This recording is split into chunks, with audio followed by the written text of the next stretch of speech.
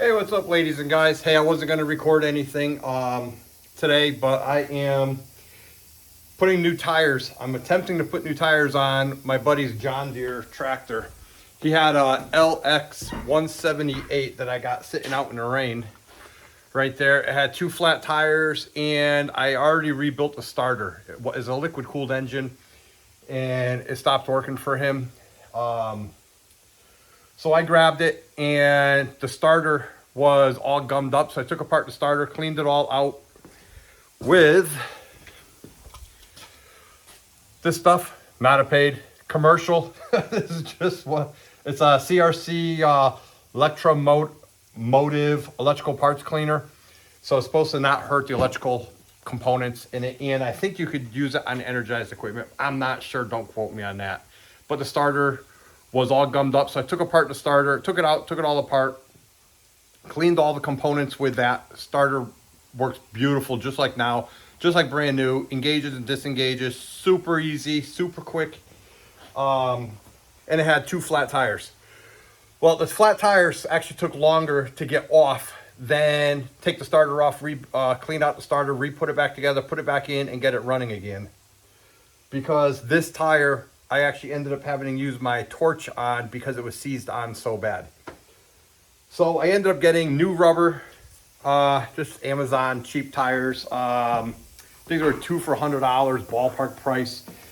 The sizes are 20 by 10, 20 by 10.0-8. And I just did one.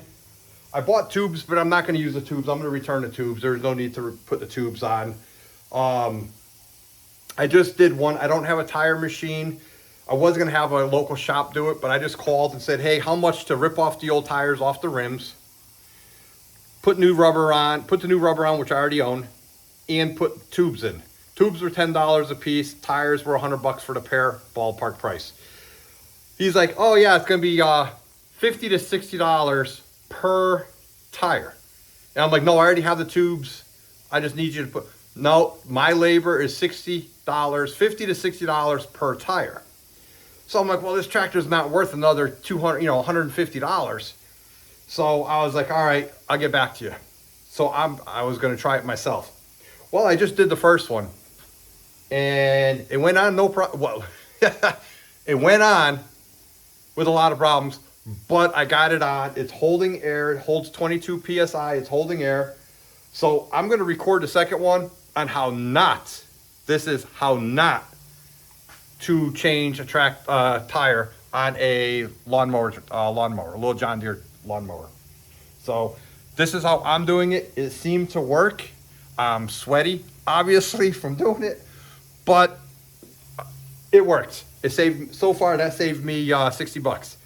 So, and it was 2 days. That was a big thing. He couldn't even do it today or tomorrow. It would be 48 hours after drop off. So that'd be another 2 days before I can even get this project done.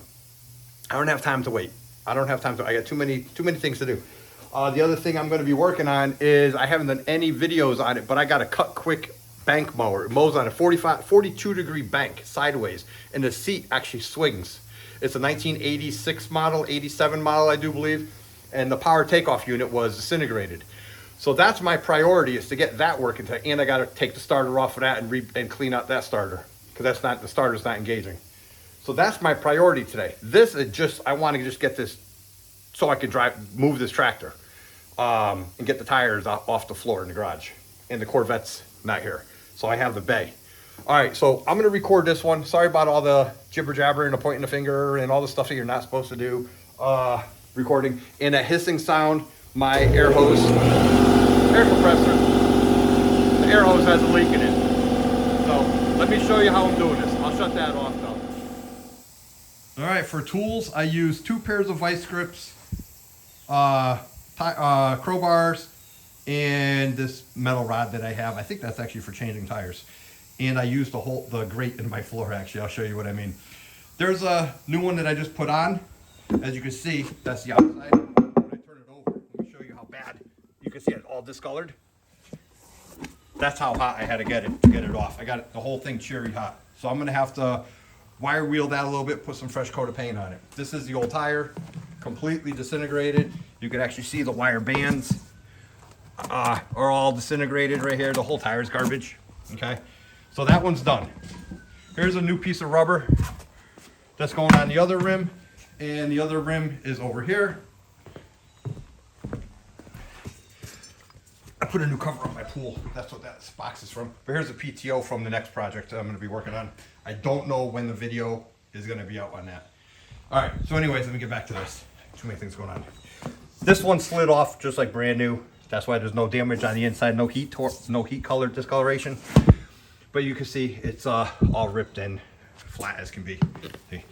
So let me put you in the tripod, and I will attempt to do this one as smooth, if not smoother than that one. This is water and dish soap as a lubricant. All right, so I shut the air compressor off because this fitting leaks. What I realized, which I didn't know, tires don't come off the back of the rims. They come off easier on the front of the rims. I fought with that one, trying to get the tire off the back side of the rim. Yeah, it doesn't fit for some reason. I think the inside of the rim is bigger diameter than the other side. So we're not even going to start off that way. We're going to start off this way. Next thing I did to hold the tire is the hardest part. This does not fit through the hole, but this part does. So I just did this. So that way I kind of can hold that tire a little bit still. And then the next thing I did was, you got to break this bead. And for that, I literally was just bouncing around on it. Actually, where I can hold on to something. Do this side first.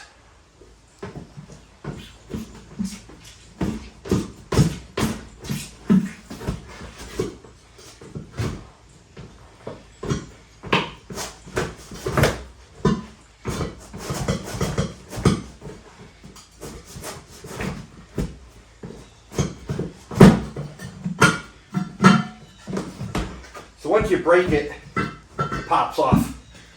So let's try this side now. Yep. So that whole thing came right off. Nice and easy. All right, the other one didn't come off that easy because I didn't know what I was doing. Looks like if I stick that there, tire won't move that much. All right, so then I just took this, popped it up.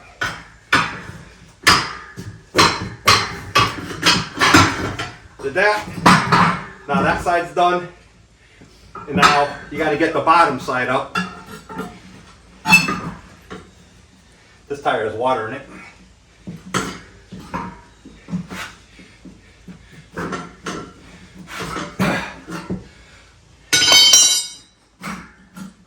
There we go. Wow, that was a lot easier. All right, so let me check the rim. Seems good. Let me dry it off though.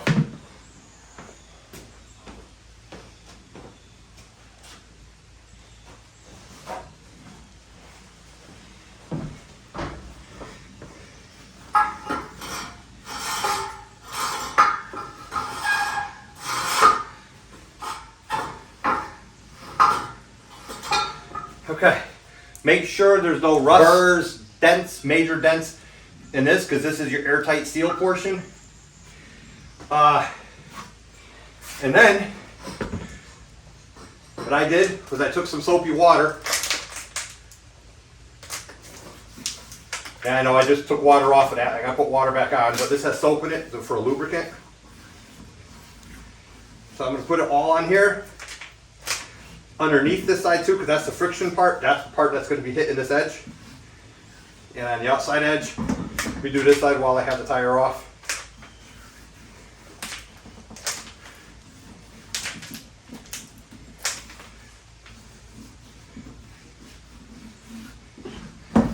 Okay, so these are non-directional tires, I do believe.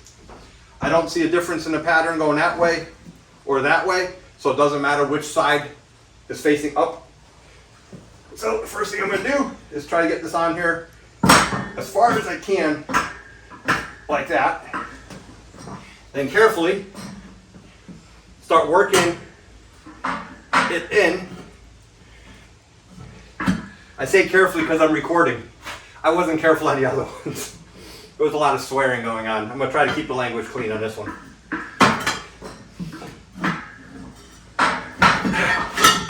Alright, so the inside's in. Now I just got to get the outside.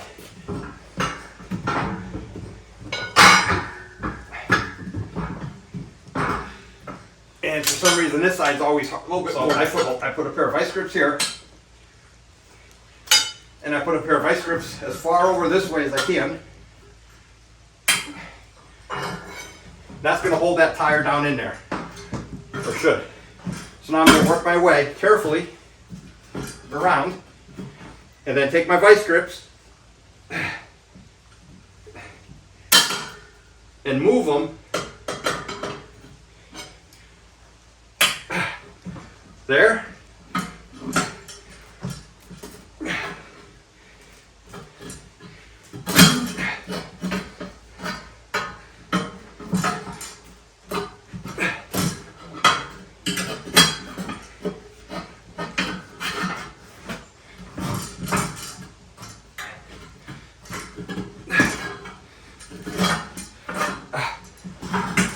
Twisted on me.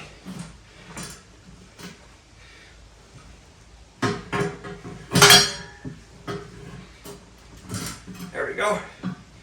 Now let's move the vice grips.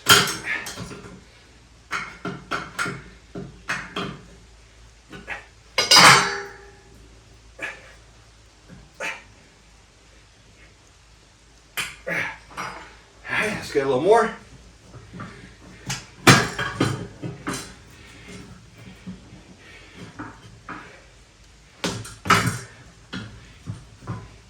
Leave that one there.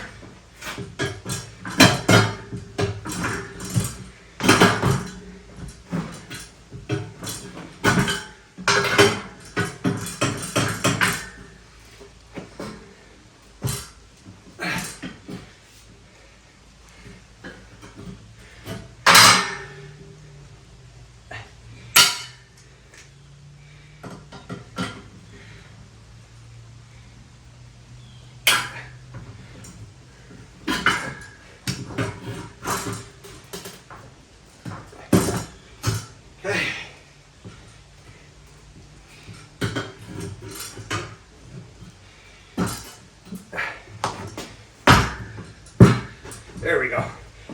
The center of the tire is smaller, so you got to keep this down in there so it has room for the tire to move. Let's take this. And we're pretty much at the halfway point now. A little more. And a little more. And we're right there.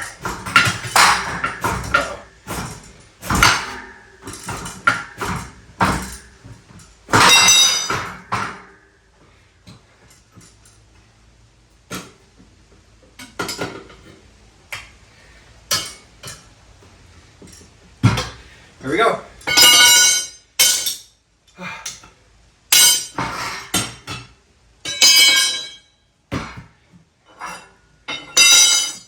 So now I got to put air in it.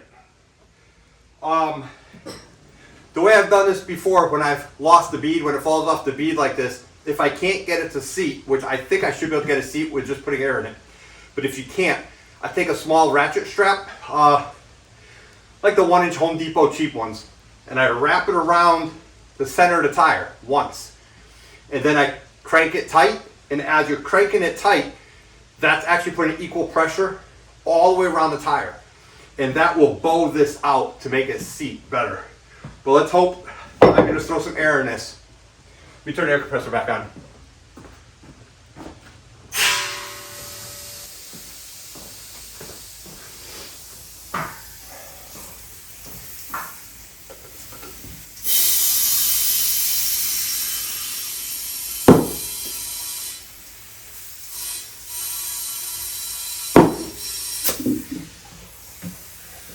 It's all seated all the way around. So these take 22.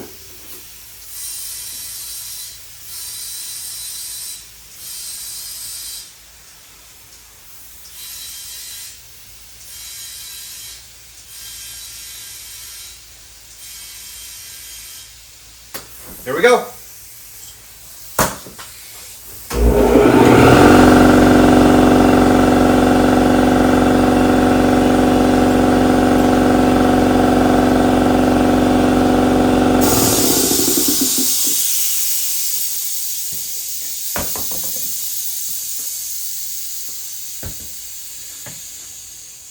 Two new tires. Look at that.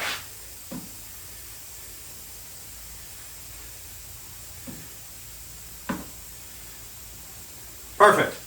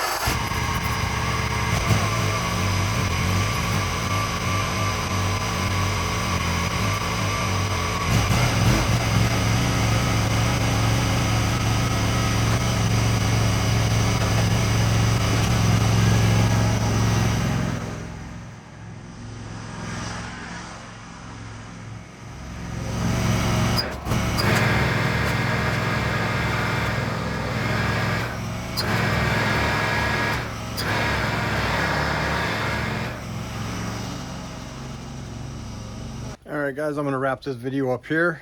I just gotta put the caps on the axles, and that was a John Deere LX178 tractor.